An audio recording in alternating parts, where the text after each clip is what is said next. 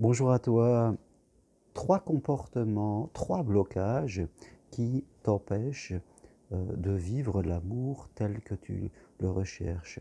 Trois blocages qui t'empêchent, en tout cas, d'accéder à cette rencontre que tu veux faire et de quitter ta solitude. Premier des blocages que je constate souvent, l'ambivalence.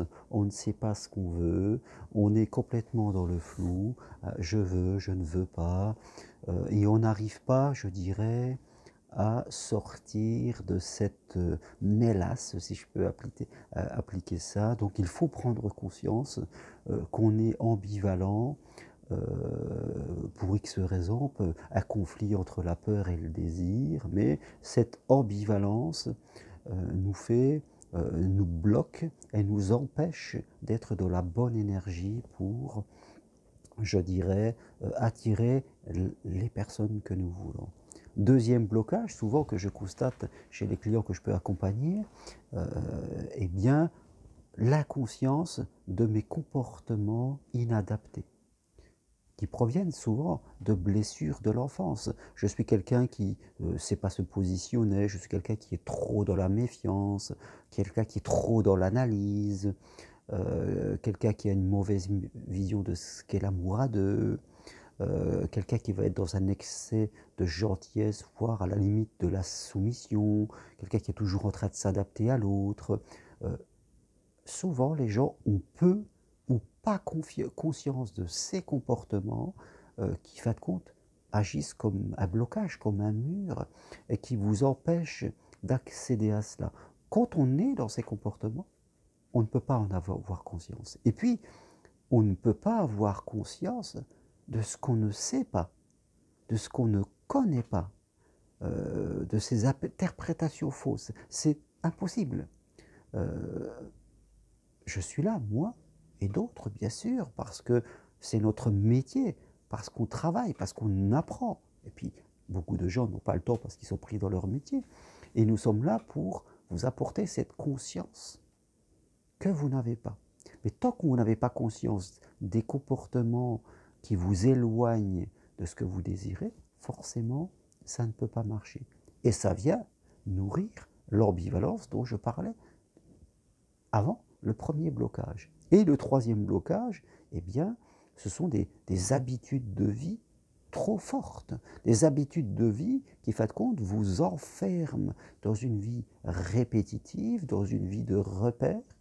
Et c'est vrai, on peut faire ce constat, on peut n'être pas bien dans sa vie, mais on va y rester parce qu'on a ces repères, parce qu'on connaît sa souffrance, on sait y faire. Et on a l'impression que sortir de cette boîte à souffrance, eh bien c'est encore plus risqué, ça sera pire.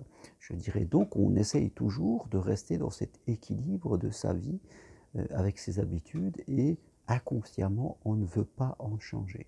Et là aussi, je dirais, ces habitudes trop fortes, trop enfermantes, sont reliées à ce que je disais précédemment, à ces inconsciences que j'ai de mes comportements, de pourquoi j'agis comme cela, de mes interprétations fausses, de ma façon de penser qui n'est pas du tout adaptée à ce que je voudrais, et qui tout cela, eh bien forcément, vient nourrir l'ambivalence. Donc il y a un lien entre ces trois blocages dont je vous parle aujourd'hui, l'ambivalence qui me fait rester dans un flou dont je ne sors pas, l'inconscience de mes comportements inadaptés et les habitudes de ma vie qui sont trop enfermantes et limitantes. Ces trois choses s'auto-influencent, mais c'est ça ce qui construit souvent ce qu'on appelle vulgairement le blocage, le mur qui m'empêche d'accéder à ce que je veux.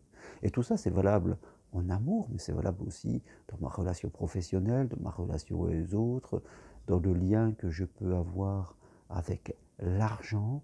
Donc, il faut en prendre conscience aussi que peut-être vous êtes dans ces trois blocages et qu'il va falloir en sortir. Bien sûr, il y aura toute une partie de vous qui ne voudra pas en sortir parce que c'est son homéostasie, comme on dit, c'est sa protection, mais quelquefois une protection, eh bien, en tout cas ce qu'on interprète comme une protection, et qu'une partie de nous voit comme une protection, peut être le problème. Et c'est ça qui nous fait souffrir quelque part. Donc il faut apprendre pour en sortir. Voilà, déterminez vous, si vous avez l'impression que vous êtes ambivalent de manière trop forte, si vous avez certaines inconsciences, alors c'est pas facile de se dire tiens je suis inconscient, on ne peut pas se dire je ne suis inconscient de ça, parce qu'on est inconscient. Il faut se dire il se peut qu'il y a des choses dans mes comportements que je ne perçois pas. Et c'est là où vous allez faire appel à un regard extérieur pour avoir conscience de ce que vous ne voyez pas. Parce que vous ne pouvez pas vous dire vous-même, tiens, je suis inconscient de cela. Parce que par nature, si vous le dites, c'est que vous en êtes conscient. Donc, vous êtes dans la nécessité de faire appel à un regard expérimenté, extérieur, pour avoir cette conscience des comportements qu'il faut adapter. Et bien sûr, tout ça vient nourrir vos habitudes. Comme on dit, si je veux vivre une relation amoureuse et avoir une vie épanouissante, eh bien, je dois faire ce que beaucoup de gens ne font pas. Oui, je dois faire, je dois regarder mes habitudes et me dire, eh bien, il va falloir que je fasse le contraire, en tout cas que j'aille dans cette direction. Parce que tant que je continue à répéter ce que je fais chaque jour, j'aurai la même vie, ça ne changera pas.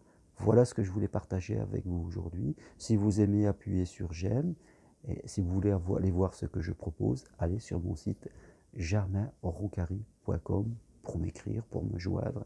Il n'y a aucun souci là-dessus. Merci à vous et je vous dis à très bientôt pour une autre vidéo. Au revoir.